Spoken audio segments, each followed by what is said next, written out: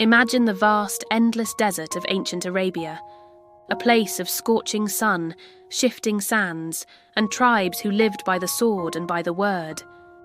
In this world, a prince was born, not to a throne of gold, but to a legacy of poetry. His name was Imru al-Qays, but this was no ordinary prince. While his father, the king of the Kinda tribe, ruled with an iron fist, young Imru al-Qays chose a different path. He was a rebel, a wanderer, a lover of wine, women, and verse. He spent his nights under the stars, his days hunting and composing poems that captured the wild spirit of the desert. His father, enraged by his son's scandalous lifestyle, disowned him and cast him out.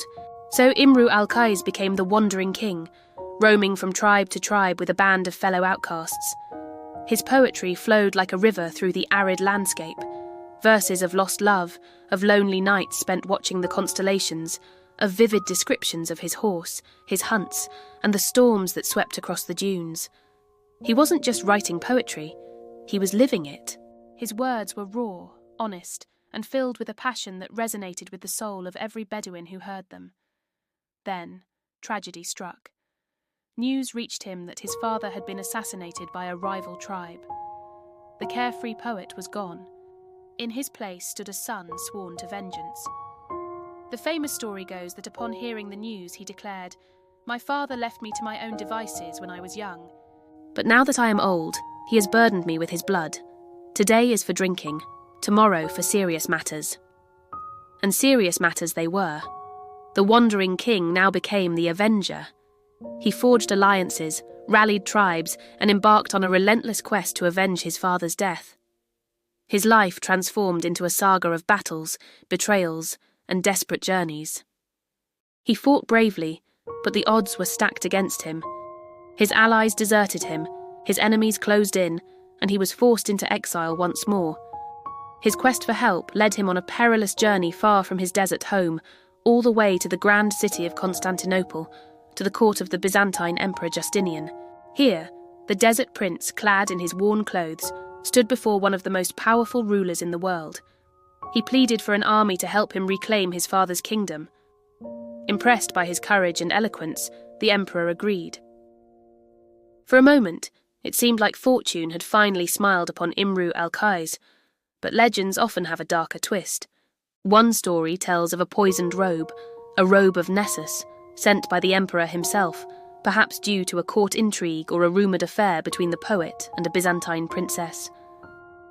As Imru al-Qays made his way back home, the poisoned garment supposedly caused his skin to break out in sores, leading to his lonely death near modern-day Ankara in Turkey.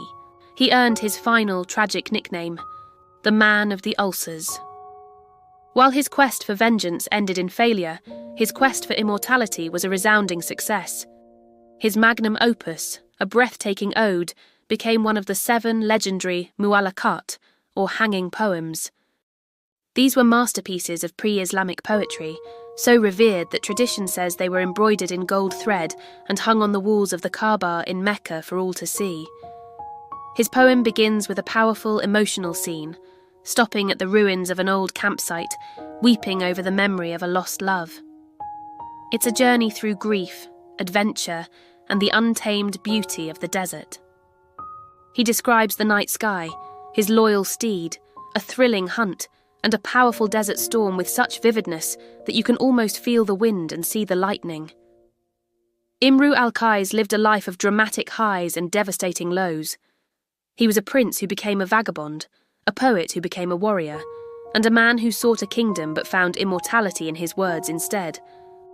His verses have echoed through the centuries, a testament to a rebellious spirit who dared to live and write with absolute freedom.